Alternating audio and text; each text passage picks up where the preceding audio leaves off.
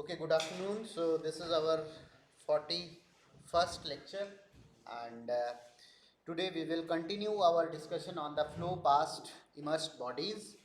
So yesterday we talked about the flow over a flat plate and how to find its exact solution. So for finding the exact solution, the technique which we have followed is, first we saw that Prandtl has given the boundary layer equations for thin boundary layer profiles, and then we tried to solve the find the analytical solution of these equations, particularly for laminar flow conditions. Okay, and that solution was done by Blasius, and Blasius has done the same solution, similar physical situation for turbulent flow as well.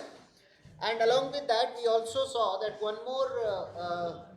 one more technique is there which can provide us the approximate solution, and that particular technique is nothing but Karman's momentum integral solution. And in case of momentum integral solution, what we need to do is we need to basically provide the velocity profile, and that velocity profile we have chosen as the uh, parabolic, and we found accuracy within the 10% limits. Okay, now when we will be talking about the turbulent flow, so first two relations are common. These are nothing but coming from the previous discussion of the previous lecture, where from the momentum integral equation we can say that wall shear stress is nothing but equal to rho u square times d theta by dx, and Cf is equal to 2 times d theta by dx. So that is something which we have seen in the previous lecture.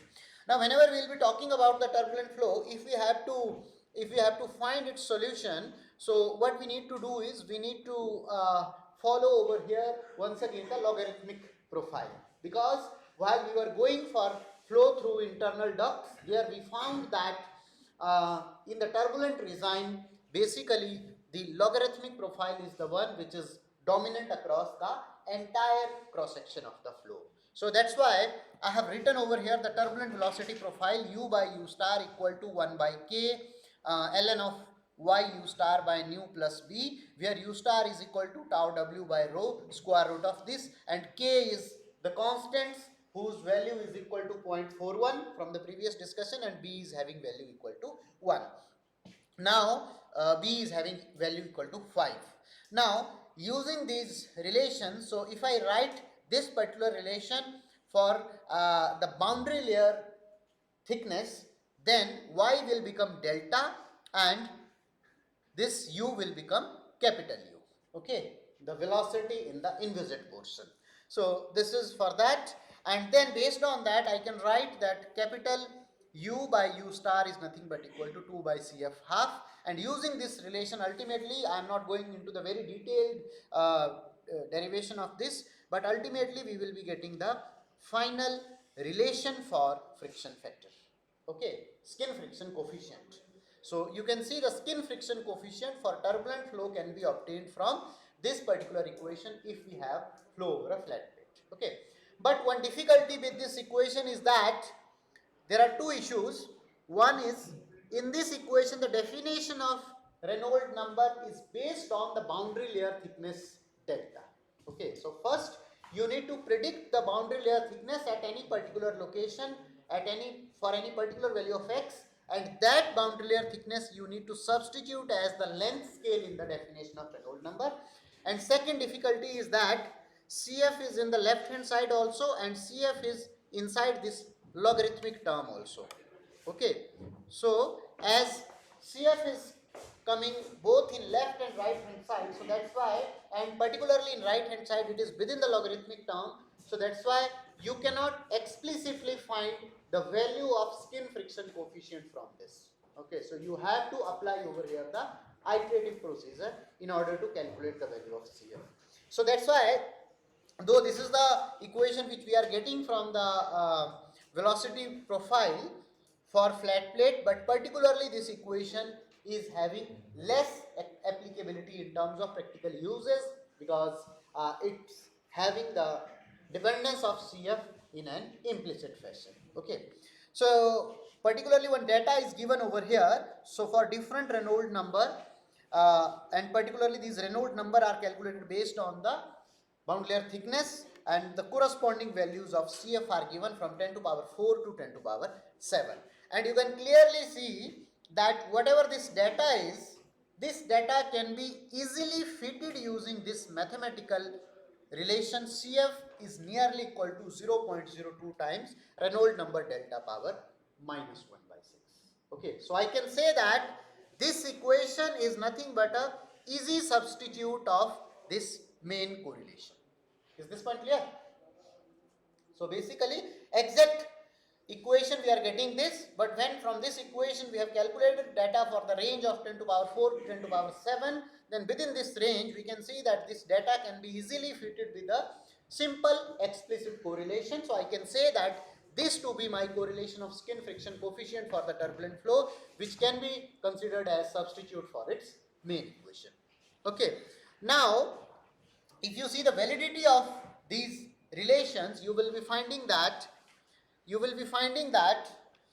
here I have plotted u by u along ordinate, okay, and y by delta along abscissa. Okay, so in this you can see there are two lines. One is this dashed color line. So this dashed color line shows the variation of velocity within the boundary layer if I follow the parabolic velocity profile approximation. Okay, and the corresponding exact solution which was given by Blasius, that is also shown by this solid line. So you can see the Blasius solution and particularly the approximate parabolic profile are actually very closely approximating the velocity field within the boundary layer region.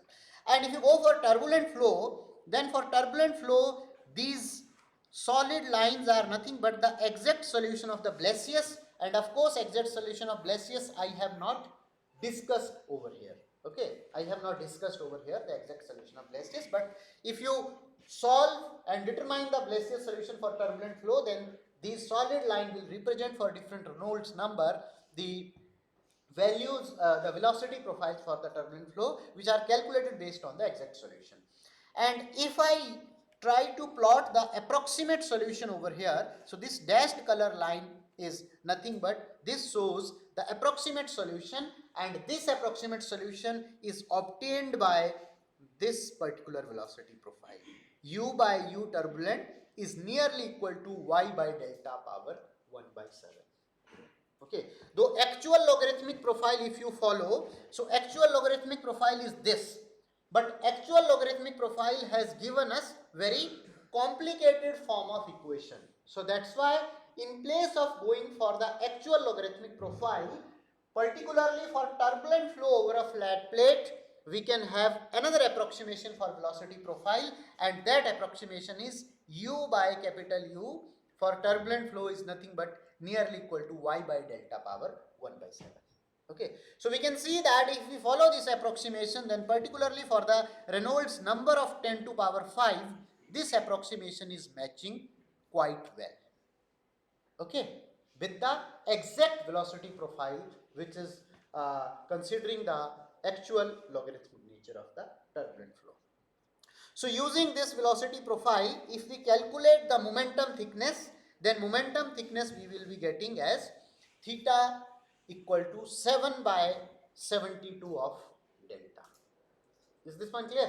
So using this new approximate velocity profile, if we calculate the momentum thickness, that is 7 by 72 delta, and if you calculate CF, skin friction coefficient, which from the actual data of the logarithmic velocity profile was equal to 0.02 times Reynolds number delta power minus 1 by 6, that will be becoming equal to 2 times of d by dx of 7 by 12 delta, and ultimately when these two sides are equated and separated, then I will be getting equation Re delta power minus 1 by 6 equal to 9.72 times d delta by dx, and ultimately if I segregate d of Reynolds number as delta and d of Reynolds number as in terms of x, so I will be getting that Reynolds number delta can be written as 0.16 times Reynolds number x power 6 by 7, and from here the approximate solution for boundary layer thickness in turbulent flow, we will be getting delta by x nearly equal to 0.16 by Rex power 1 by 7. So this is our main solution which we will be following for determining the boundary layer thickness for the turbulent flows. So if you in the question it is asked to calculate boundary layer thickness for the turbulent flow, then please note this relation. This is the main relation which you need to follow. You need not to remember these relations. What I will be doing, I will be providing these relations in the question paper, but I will not write that this relation is valid for which type of flow. So you should have some idea, some practice, so that you can quickly identify that this relation is for what type of flow situation. Is this point clear? So it means that relations will be given multiple, but you have to choose which one is the correct one for the given numerical problems and which one you have to use. And that will be only coming if you do practice. Okay, so if you have practice, then you will be familiar with different correlations, different relations for different types of situations, and then you can choose the correct type of relation. Is this point clear? So you have to practice questions. Okay, now for flat plate boundary layer, if we try to plot the drag coefficient CD, because drag coefficient is important parameter. Why this is important parameter? It can give us the data of drag force which is acting on the body. Okay, and using this data, then we can decide other flow parameters from the practical applications point of view. So, of course, what we need to do is two important points you can see. I am not going into very much details how these relations are coming. I am just trying to explain you the physical interpretation of the relations. So, for this relation, you can see that wall shear stress for the turbulent flow varies inversely proportional to length of the plate with power 1 by 7, and one clear relation you can find that wall shear stress is directly proportional to free stream velocity power 13 by 7. So 13 by 7 is nothing but nearly close to 2. Okay, so wall shear stress for turbulent flow is directly proportional to almost square of the free stream velocity. And third important point is, for turbulent flow, your flow shape factor, which is delta star by theta, that is equal to 1.3. How much was turbulent shape factor for, sorry, how much was flow shape factor for laminar flow? We discussed in the previous lecture. So it was 2.59. Okay, and for turbulent flow it is 1.3. I told you that if the value of flow shape factor increases, we approach close to the flow separation point. So it means that for turbulent flow, the value of flow shape factor is less in comparison to laminar flow. It means laminar flows are more susceptible to the flow separation. Okay, so there will be early flow separations in laminar flow. On contrary, turbulent flow will be having, like, these are less susceptible to flow separation. Okay. Third important point is, if I plot CD, what is CD? CD is nothing but drag coefficient as function of the Reynolds number of the plate. Okay, so drag coefficient is defined for the entire plate. That's why whenever I will be talking about the drag coefficient, I will be defining Reynolds number based on the total length of the plate as my length scale. Okay, so if you see the drag coefficient for laminar flow, it is having this relation, and then this is the relation for turbulent smooth surface. If our surface is having some roughness, this roughness is given by parameter L by epsilon over here. So L is length of the plate and epsilon is value of the absolute roughness. Then depending upon this, we will be having these different roughness profiles in turbulent regime. These will be having different values. Okay. Now this dashed color line over here shows that after this we are having total roughness dominant regime. Like in Moody diagram, we were having some roughness dominant regime for epsilon plus greater than 70. Similarly over here, above this dashed line, I have totally the roughness dominant regime where lines are completely becoming horizontal and total drag coefficient is nothing but only the function of roughness. Okay, and below this you can see in this particular zone here the moderate dependence of Reynolds number and the roughness is actually coming into picture. And in between this particular zone, here we have nothing but transition regime. Okay, so transition regime is also coming into account. Now there are these two important relations which can approximate your value of skin friction coefficient and the total drag coefficient for total rough regime. Okay, so for total rough regime, like these horizontal lines can be equated by using these particular two relations. Is this point clear? Now, one important phenomenon can happen in case of internal flow. We have seen that if our Reynolds number is high, then our total fully developed flow which will be developing inside the pipe, that will be turbulent. If that is small, then it will be laminar. We will not be having any zone where transition is occurring from laminar to turbulent, particularly for the internal flow situations.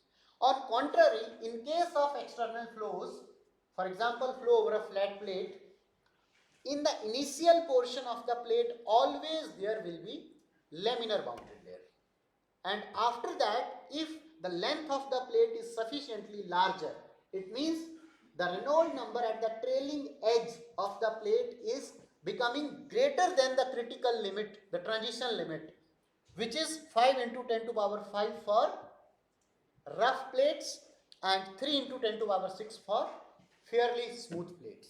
Okay, so if Reynolds number at the trailing edge is going above that, it means that near the trailing edge flow has changed from laminar to turbulent.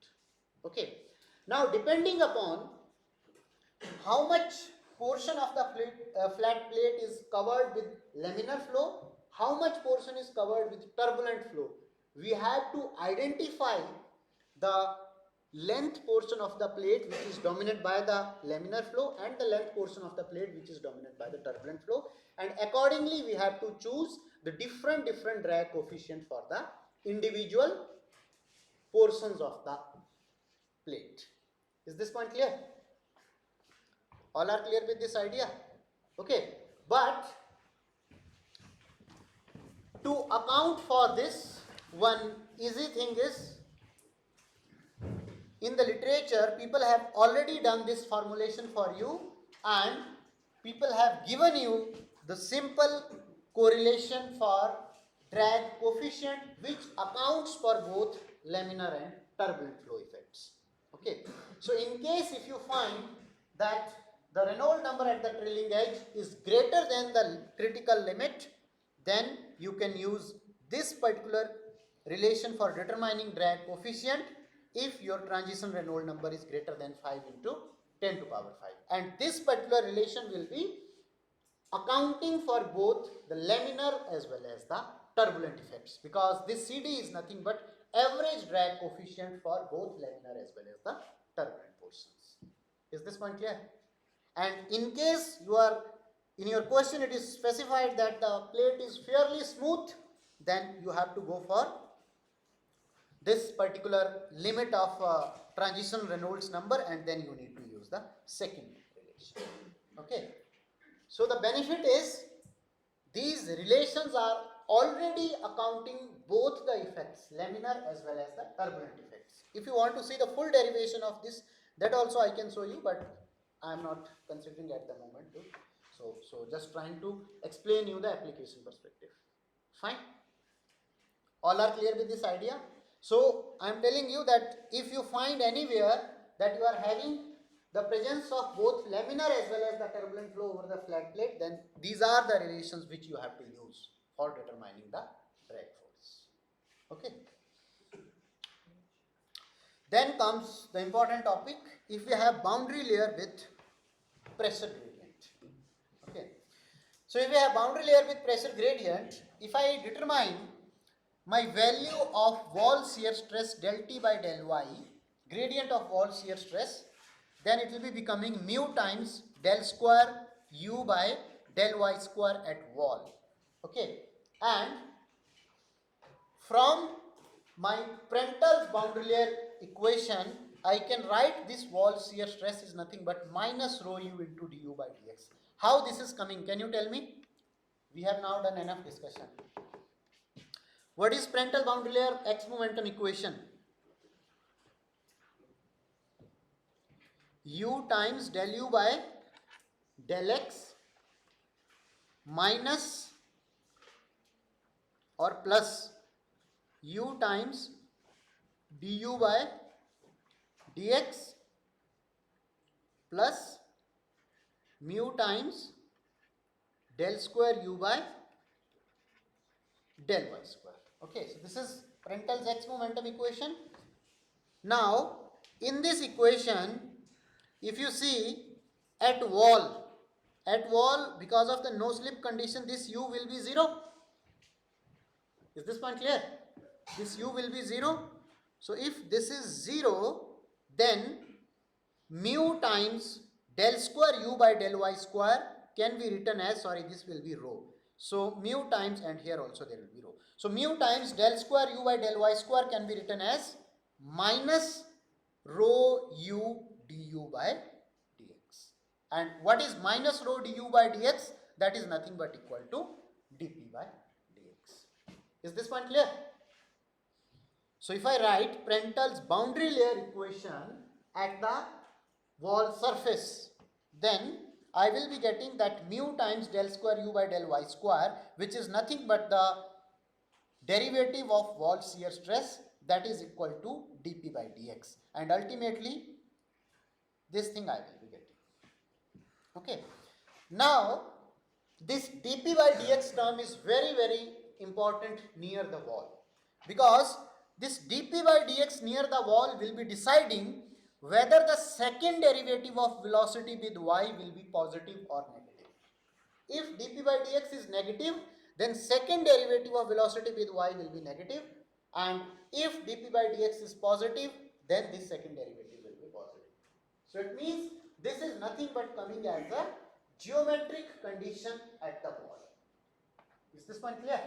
This is coming as a geometric condition at the wall. In case you have decreasing pressure gradient along the wall, dp by dx is negative. So this is called as favorable pressure gradient. Okay, so in one situation you can have a situation where dp by dx is negative, which is called as favorable pressure gradient, and corresponding to this you will be finding that if pressure is decreasing along the length of the plate, then obviously velocity should increase. So that's why du by dx will be greater than 0. And this you can clearly see from here also. Du by dx is nothing but negative of dp by dx. So if dp by dx is less than 0, then du by dx will be greater than 0. So in this case, we will be finding that there is no flow separation, and if any point of inflection is which tells that this slope changes from positive to negative. Okay, so what I am saying, say del square u by del y square. So del square u by del y square can have this type of nature. In some portion it can be negative, in some portion it can be positive, and the point at which its value is changing from positive to negative, that is called as point of inflection. Is this point clear? So when you will be having the favorable pressure gradient, then you will be finding your point of inflection will be lying within the wall. So it means that if at any point this gradient of velocity has to change, that will be lying somewhere within the wall. Okay, so you will not be finding any separation point over here. Then there can be second condition. In second condition, you may have situation that your dp by dx is 0. Okay, if dp by dx is 0, then du by dx will also be 0. So this is called as the condition of zero pressure gradient. So corresponding to the condition of zero pressure gradient also, we will not be having any separation point, but point of inflection will be exactly lying at the fluid wall interface. It means below this, if you plot any variation of velocity, that will be showing me the negative profile. So point of inflection is exactly lying at the fluid wall interface. Okay, so this is the limiting condition. Now we can have third situation where my dp by dx is greater than 0. So once your dp by dx becomes greater than 0, corresponding to this du by dx will be less than 0, and at the moment let us consider that dp by dx is greater than 0 but not too high. Its value is close to 0. Okay, its value is not too high. So here you will be finding we have some weak adverse pressure gradient. Of course, dp by dx is greater than 0, so we will be calling it as adverse pressure gradient, but its value is not too large than 0. It is very close to 0. So that's why I am calling it as weak adverse pressure gradient. So in case of weak pressure gradient, you will be finding that point of inflection will start moving towards the flow side. Then you can, if you further increase the pressure gradient, and if you reach to a situation of critical adverse pressure gradient, corresponding to critical adverse pressure gradient, you will find that now separation initiates, and just at the critical limit your wall shear stress at wall will become 0. So it means first gradient of velocity will be 0. Okay, and point of inflection will move somewhere here. So it means above this point second derivative of velocity will be positive, and below this point second derivative of velocity will be negative. But ultimately wall shear stress will reach to 0. On contrary, if you have excessive adverse pressure gradient, then you will be finding that close to the wall, flow velocity will not be sufficiently high in order to move in the increasing pressure direction, and close to the wall velocity will start, or flow will start moving in the backward direction. So this is called as separated flow region. So below this your flow is moving in the backward direction and your main bulk flow is moving in the rightward direction. So this particular flow is actually backflow and separated flow. Okay, and in this separated flow region, here you will be finding this is the point of inflection, means above this point second derivative of velocity is positive, below this point second derivative of velocity is negative. But now wall shear stress will not be 0 because it has established a new gradient in the reverse direction. Okay, is this point clear? All are clear with this idea? So that is something which is called as flow separation. And for flow separation to occur, pressure gradient has to be greater than 0. Even with positive pressure gradient, means adverse pressure gradient also, you can maintain to some extent the, without separation you can maintain your mean flow, but in that condition the pressure gradient should be weak. But if pressure gradient is excessive, then you will be finding close to the wall this type of backward motion of the flow, which will lead to the boundary layer separation. Okay, if you recall now to the case which I discussed yesterday, particularly flow over a cylinder, okay, blunt body. So there what was happening in reality, near the backward portion actually flow separation was happening, which was leading to the formation of thick boundary layer or really chaotic wake. Okay, so this can occur in case of even internal flows as well. So for showing this inside the internal flows, what I have done, I have shown you over here a convergent divergent section. So this is a convergent section up to this point, then this is the throat, and after this throat I have nothing but now the divergent section. So you can see that in the convergent section what is happening, our velocity is increasing and pressure is decreasing. So up to this point I will be having dp by dx as less than 0. So which is the favorable pressure gradient. At the throat point, dp by dx will be exactly equal to 0. And in this portion, which is the diffuser section or divergent section, here actually your kinetic energy is decreasing and kinetic energy is being converted into the pressure energy. So here dp by dx will be greater than 0. So this is the adverse pressure gradient. Okay. So in case of internal flow, you can see initially flow is attached only. This point of inflection has started moving towards the core, and once gradient is reaching the critical limit, then at this point I will be having wall shear stress equal to 0, and after this point now I have reverse flow. So here you can see that what it has done, basically now this flow will keep on recirculating over here only, and it will form some circulation bubble. Okay, and your mean flow has to move through this much portion only. So if mean flow has to move through this much portion only, it means that my effective area of diffuser has decreased. Okay, effective area of diffuser has decreased, and at the same point of time, this flow separation will lead to significant losses in the pressure. So we will be having huge pressure drop. That's why it is, even when I taught you about this Venturi meter, there I specified that diffuser section angle of the Venturi meter should not be greater than 15 degree. If it is greater than 15 degree, then we will be having strong adverse pressure gradients and there will be flow separation.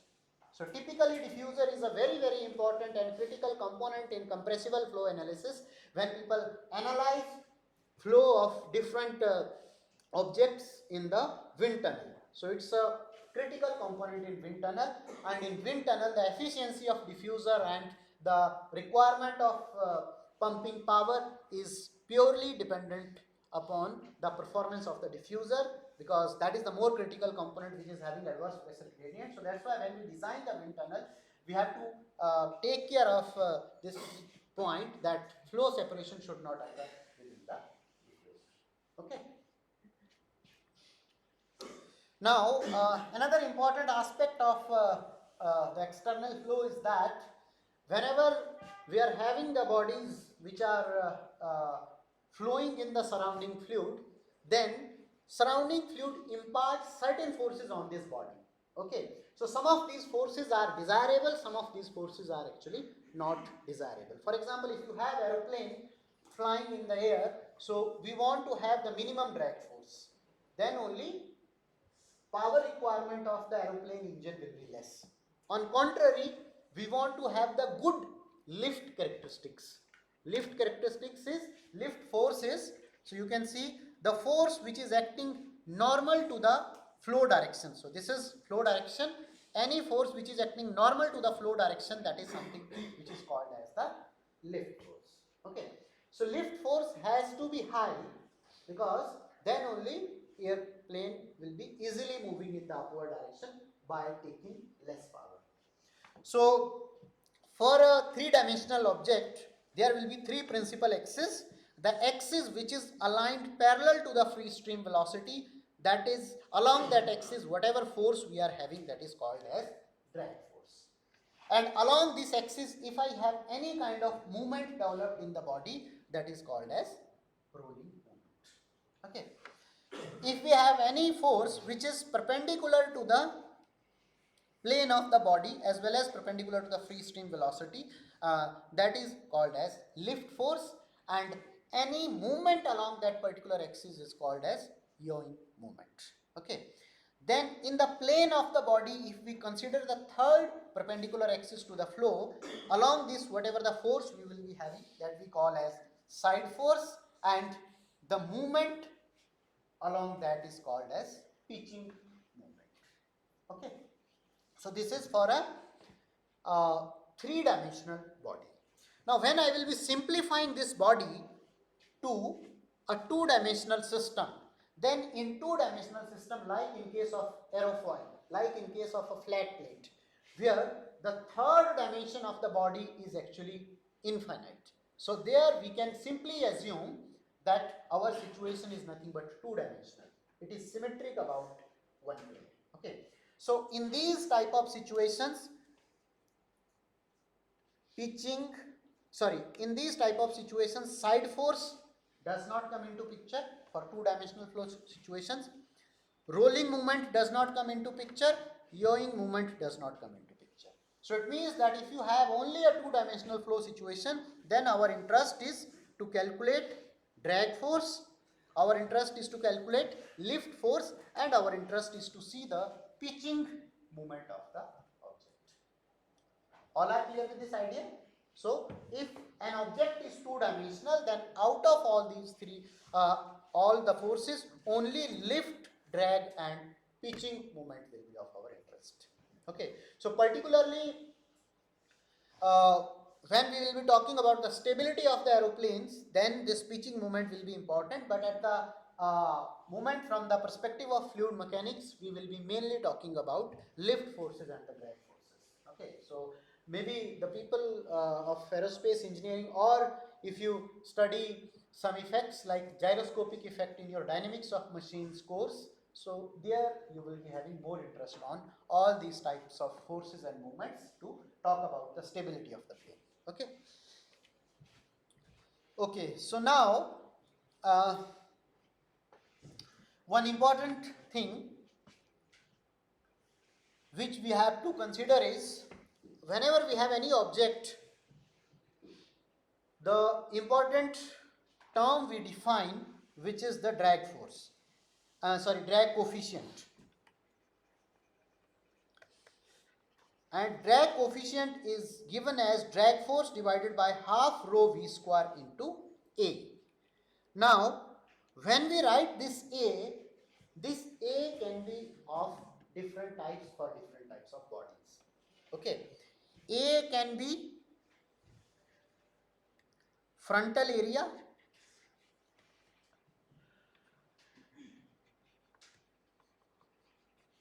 A can be wetted area,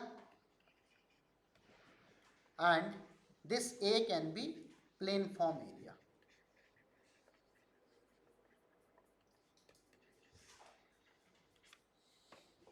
So this is important, please uh, understand this precisely. So when we define the drag coefficient is a very, very important tool. Okay. If we know the drag coefficient, then I can predict the value of drag force acting on a body. I need to simply do Ct times half rho v square times area. But here comes very, very important point, that what type of area we should consider. Okay. So for different types of bodies, the choice of area will be different. If you have any blunt body present in the system, say this type of body, and flow is happening over this blunt body, then the choice of area will be nothing but frontal area. Okay. The meaning of frontal area is projected area of this object normal to the flow direction. Is this point clear? What is frontal area? Frontal area is nothing but projected area of the object which is normal to the flow direction. So if you have any blunt object present within the flow field, then the choice of area, the area which we will be choosing nothing but our frontal area. Okay. On contrary, if I have streamlined body, say I have a flat plate. Okay. So in case of flat plate, if you see now the frontal area, so frontal area is only this much. But here plane form area, if you see, that will be this, and of course if any width it is having in third dimension, then this. Okay. So in case of streamlined body, basically the major contribution is coming from this much portion when the flow is happening over here, and actually the wall shear stress which is contained within the wall adhered boundary layer, that will be playing important role. So that's why for majority of the streamlined bodies we will be considering the plane form area. So plane form area will be area normal to the direction of the free stream. Okay. And third situation you can get is if you talk about estimation of drag force for a ship. Okay. So say you have a ship which is moving in water. So in the water you will be finding that there will be some portion of the ship which is submerged in the water and some portion of the ship which is outside the water. Okay. So outside the water you will be having only air, which is a very low viscosity fluid, and speed of the ship is also very low. So that's why that low viscosity fluid will not come into picture. But within the submerged portion you have water over here, there, which is high viscosity fluid, and because of that water there will be actually most of the drag formation. So there we have to consider the wetted area of that ship portion. Is this one clear? Okay. Now depending upon this, we have three different types of drags also. So of course, in total, whenever we will be talking about the drag force, we have to estimate the total drag, but drag can be originated because of three different reasons. So first reason is if I take a blunt body. In case of blunt body, what I will see that here I will have the stagnation point. Okay. So because of this stagnation point over here, here flow will completely stop and pressure will become stagnation pressure, which will be a high value. On contrary, near the bottom portion, I will be having wake formation. Because of the wake formation, here I will be finding a low pressure region. I will be finding a low pressure region over here. So this region is a high pressure region and this region is a low pressure region.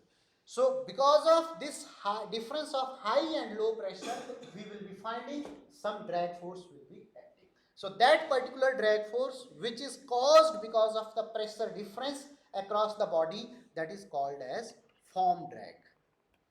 Please remember this carefully. There are different types of drags. The drag which is contributed because of the pressure difference between the between the different upstream and downstream direction of the object, that is called as the form drag. On contrary, in case of streamline body, you will be finding that pressure difference is very small. Here and here pressure difference are almost the same, but drag is mainly caused because of the wall shear stress. So any drag which is contributed because of the wall shear stress, that is called as skin friction drag. Okay, that is called as skin friction drag. Then third type of drag is called as wave drag. What is the meaning of wave drag? If you talk about your ship movement in the water. So in the water you will be finding there is large formation of free surface waves in the sea. So because of these free surface waves in the sea, what additional drag force is coming into picture, that is called as wave drag. And wave drag also comes into picture when we talk about the aerodynamic objects. If you have aeroplane moving at very high velocity, say at Mach number equal to 5, okay, there you will be finding that near the tip of the aeroplane there will be formation of a wave which is called as shock wave. Okay, and that shock wave lead to significant changes in pressure across the two faces of the shock wave. So there also one additional drag will be coming into picture, which is called as shock wave drag. Okay, is this one clear? So if our Mach number is less than 1, then shock wave drag will not come into picture. If we are not talking about say object which is moving in water, then also wave drag will not come into picture. So for incompressible flow situations, whatever we are studying in this course, two types of drag will always be important. One is form drag and second one is skin friction drag. Okay, and whenever we are doing the analysis, our interest is to calculate the total drag. Okay, because ultimately in whatever way it is taking place, our interest is in estimating the total drag. And also it is to be emphasized that you will not find in any situation that only form drag or skin friction drag is coming into picture. Of course, if you have blunt object, then along with the pressure difference, there is some shear force along the wall also. So there are contributions of both. Similarly, in the flat plate, though frontal area is small, but there can be small pressure difference and contribution of both. Okay, but our interest is to determine only the the contribution of both. However, individual can have, one can be of higher magnitude, other can be of smaller. Okay. So this is one representation over here which shows the contribution in CD. If I calculate CD separately for form drag, which is because of the pressure, and CD because of the skin friction coefficient. Okay, so you can see here in this plot I have the friction drag percentage as the function of thickness by C. So if I have, say, any object like this, and if I consider its thickness is T and total chord length is C, so if we vary the value of T by C, then how the contribution of form drag and skin friction drag changes, that quantification we have shown over here. Okay. Okay. So for example, if T by C is 0, the meaning is thickness is very small in comparison to the chord. So here all the drag will be contributed because of the, if thickness is small, negligible, then what will be the total contribution of the drag? It will be purely because of the skin friction drag. Okay, so that's why here you can see the friction drag percentage is 100 for T by C equal to 0. Okay, if your chord length is small and thickness is very large, so T by C is equal to 1. Corresponding to that, whatever the drag you will be experiencing, that will not be because of the shearing action, but majorly because of the pressure action. So that's why here percentage of pressure drag is actually highest. And in between, depending upon T by C, you can have different values, and corresponding to T by C nearly equal to 0.25, you can see the 50% weightage of form drag and the skin friction. Is this one clear? Okay. And now, whenever we have this type of situation where T by C is giving the equal contribution to both form drag as well as to the skin friction drag, there it becomes important to identify or to decide whether we should choose which type of area for defining the total CD. Okay, so total CD can be defined based on both the areas. If we define it based on frontal area, then it shows variation something like this as function of T by C, and if we define total drag coefficient as the base as the function of plane form area, then it shows this type of variation. Okay, so you can choose any, but whenever you are selecting the CD, you have to take care that if you have chosen from this graph the CD based on frontal area, then while calculating the drag force you must multiply frontal area.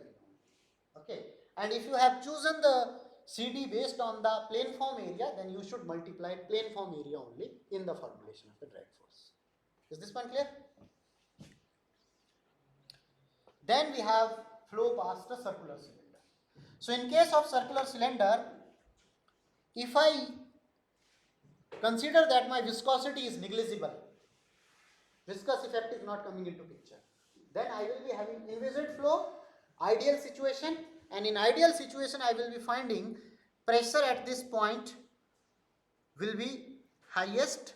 So this will be the pressure at this point. As I will be moving away from this, pressure will decrease. At 90 degree it will reach minimum value, and again it will come back to the original value. Is this point clear? Because here there is a stagnation point, then velocity flow starts accelerating here. So once flow will be accelerating, pressure will be decreasing, and then again flow starts deaccelerating, then again pressure will increase. So this is the ideal profile of pressure coefficient, which is pressure at any point minus P infinity divided by half rho V square. So this is how it varies if I consider the inviscid theory.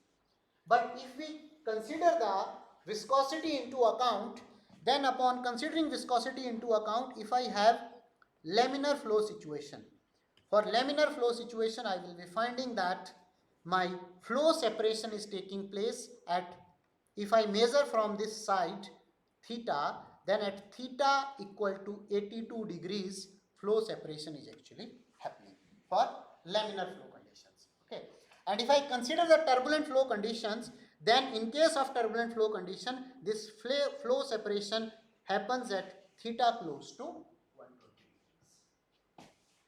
Is this point clear? I told you earlier also that turbulent flows helps in separation of the flow separation. Yes. Okay, I am concluding in this slide only within a minute. So in this case, we have delay in the flow separation. So one important point we can see that here if flow separation is up to this point, then in this case the recovery of the pressure will be less. So because of lesser recovery of the pressure, my profile of the pressure coefficient will be something like this. On contrary, in this case flow separation is actually delayed, so because of this I will be having significant pressure recovery. Okay, so all are clear with this idea? And the value of Cp for inviscid theory, it comes out to be 1 minus 4 sine square theta. So this is nothing but one section of a sinusoidal profile. Okay, so we will have further discussion in the last lecture tomorrow, and tomorrow we will also discuss two numerical problems.